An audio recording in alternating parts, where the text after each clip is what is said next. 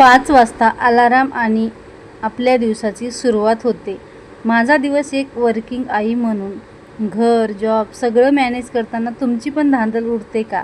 चला मी आज तुम्हाला माझ्या दिवसाची थोडीशी झलक दाखवते आणि सोबत थोडीशी एक रेसिपीसुद्धा शेअर करते.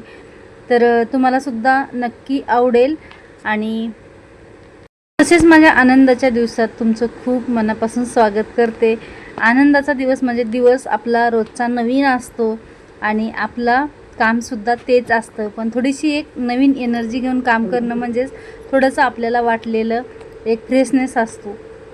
आपण कधी परफेक्ट नसतो, कधी चुकतो तर पण आपण कधी थांबत नाही. आपली रोजचीच तारेवरची कसरत असते. त्याच्यामध्येच आपण जर काही उपयोगी पडणाऱ्या गोष्टी, त्याचबरोबर सकाळची काही केलेली तयारी अगोदर केली असेल तर आपल्या दिवसाची सुरुवात थोडीशी आपल्याला सोपी जाते.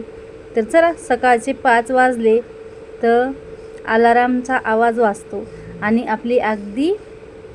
हा आवाज आपल्या अगदी रोजच्या सवयीचा होतो. डोळे चोळत उठायचं. मग खिडकीचा पडदा वगैरे तर आपल्या इकडे काही नाही आहे, म्हणून आपण काय करतो, थोडंसं दाराबाहेर जातो. बाहेरचा शांत अंधार, वारा मनाला एक एनर्जी देऊन जातो. आणि दिवसाच्या सुरुवातीचे हे 5 मिनटं एक मोठा श्वास घेऊन घ्यायचा आणि आपल्या तयारीला लागायचं. यानंतर आपण जी सुरुवात करतो ती म्हणजे असते ती आपल्याला संध्याकाळचीच आपल्याला अगोदर पूर्वतयारी करून ठेवावं लागते. जसे की आपण एखाद्या वेळेस बदाम भिजत घालतो किंवा छोटीशी ही सवय आपल्याला बदाम भिजत घालण्याची किंवा सकाळी सकाळी कोमट पाणी करण्याची जी सवय असते ना, ती आपल्याला दिवसभर फ्रेश ठेवते. आणि मग तिथून सुरू होते आपली कामाची धावपळ. पण आजच्या व्हिडिओमध्ये मी तुम्हाला कामाची थोडीशी धावपळ नाही दाखवणार आहे, कारण आजचा थोडा माझा दिवस रिलॅक्स होता. त्यामुळे ज्या दिवशी आपण माइंड रिलॅक्स करतो ना, त्या दिवशी आपल्याला काही सुचत नाही. म्हणून मी काय केलेलं आहे, खरं तर रिलॅक्स माइंडमध्येच आपल्याला खूप काही सुचतं, पण एखाद्या वेळेस होतं असं आपल्याला, म्हणजे मला तर बरेच वेळेस होतं. तर असं हे बघा, मी आज घरी होते म्हणून मी काय केलेलं, थोडंसं दळण काढलेलं. खूप किडे गव्हामध्ये झाले होते आणि हे जर आपण वेळीच नाही बघितले तर यामध्ये, जसं तुम्ही आता बघितलं असेल, मी एका परातीमध्ये गहू जी चाळलेले आहेत त्यामध्ये किती किडे निघलेले आहेत. ह्याला वेळीच ऊन वगैरे देऊन ठेवलं किंवा ह्याच्यामध्ये एखादी डांबराची गोळी वगैरे टाकून ठेवली.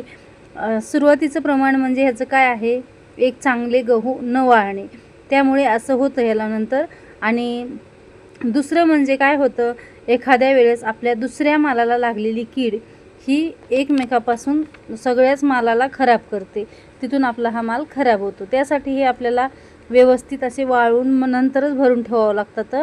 तर असं ह्याच्यात काय चूक झाली मलाही माहीत नाही, कारण हे गहू जी होते ते गावाकडे होते आणि मग ते दुसऱ्या मालातले किडे याच्यामध्ये गेले का. काढताना थोडासा कच्चा गहू काढलेला होता, असं काही कच्चा तर नव्हता, पण जास्त ऊन वगैरे त्यावेळेस पण दिलेलं नसावं, कारण ज्यावेळेस गहू आपण काढतो त्यावेळेससुद्धा त्याला ऊन आपण देतो आणि ज्यावेळेस घरी आणतो त्यावेळेससुद्धा असं उन्हाळ्याचं दसऱ्याचं ऊन त्याला द्यायला लागतं. तर असं ह्याच्यामध्येच काहीतरी कमतरता झाली असावी, म्हणून काय केलेलं आहे, ते गहू मी चाळून ठेवलेले आहेत. बऱ्यापैकी ते अर्धे खराब झाले आहेत. असं आता संपतसुद्धा आलेले आहेत, थोडेसे राहिलेले आहेत. तरी इथं मी कपड्याच्या घड्या घालत प्रतीक्षा अभ्यास करत आहे. आता काही मुलाला अभ्यासाला बसवायची वगैरे काही तसदी आपल्याकडे नाही आहे, कारण सुरुवातीपासून मी जेव्हा सांगितलं तेव्हा काही मुलांनी जास्त अभ्यास केलेला नाही आहे. म्हटलं चला, जास्त जबरदस्तीसुद्धा कामाची नसते. आता मुलं मोठी झालेली आहेत त्यामुळे ते आपला अभ्यास वगैरे स्वतःच करतात, त्यामुळे ती कसरत माझी तेवढी कमी झालेली आहे.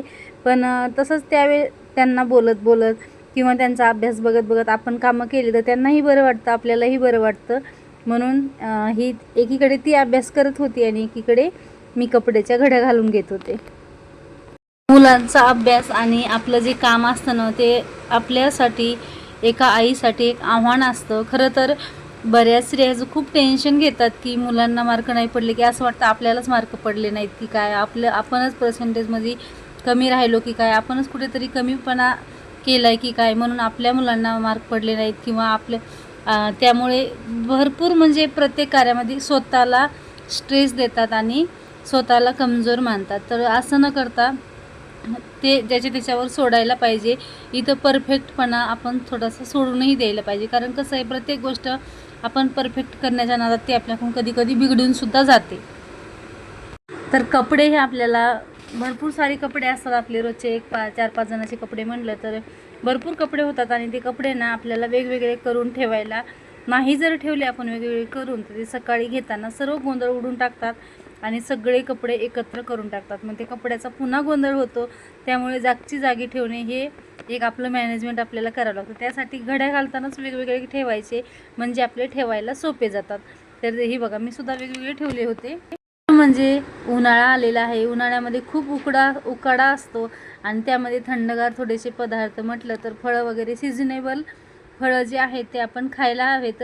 पण फळं आणल्याच्या नंतर एक काळजी मात्र आपल्याला घ्यायला हवी, कारण उन्हाळ्याची धूळ भरपूर असते. त्याचबरोबर मी तुम्हाला भाजी निवडताना काल दाखवलेलं होतं की भाजीमध्ये कीटकनाशक पण असतात, तर त्याचीसुद्धा काळजी आपल्याला घ्यायला पाहिजे. तर हे बघा मी इथे द्राक्षे जे आणलेले आहेत ते धुवून घेतलेले आहेत. रिलॅक्स असलं की आपण स्वतःकडे मात्र लक्ष देत नाही. मी पण आज तसंच केलेलं आहे. केस वगैरे धुतलेले होते तर विंचरलेले मात्र नव्हते. चला आज मेथीची भाजी मी बनवली होती पण मुलांना काही आवडली नाही आहे. मी म्हटलं ना भाज्या खायला कंटाळा करतात, तर एक भाजी जर आज केली तर ती दुसऱ्या दिवशी भाजी खायला नको म्हणतात. सगळ्यांनाच कंटाळा येतो. तसं दुसऱ्या दिवशी भले तुम्ही बदलून जरी भाजी केली ना तरीसुद्धा भाजी मुलं खात नाहीत, कारण म्हणतात कालच भाजी होती मग आज पण भाजीच का.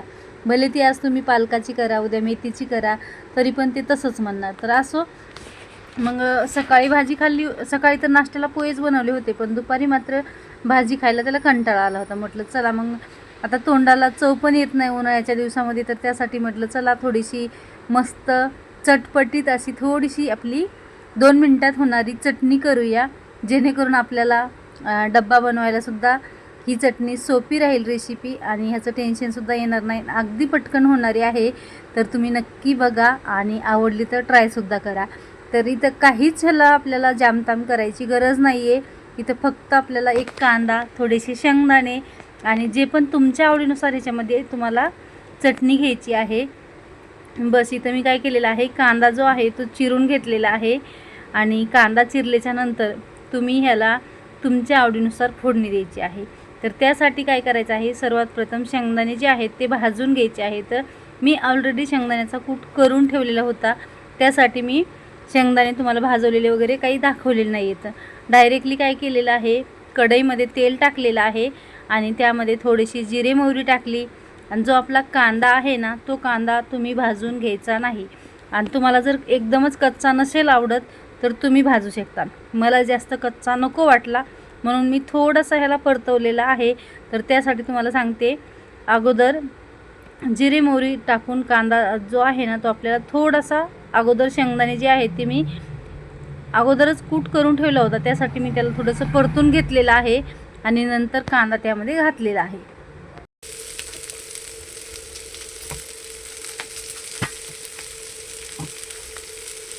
ही चटणी आहे ती एकदम चटकदार आणि न खाणारे सुद्धा आवडीने खातील अशी ही चटणी होती आणि खूप सोपी रेसिपी आहे. एकदम 2 मिनिटात होणारी आहे. तर तुम्ही सुद्धा नक्की ट्राय करून बघा.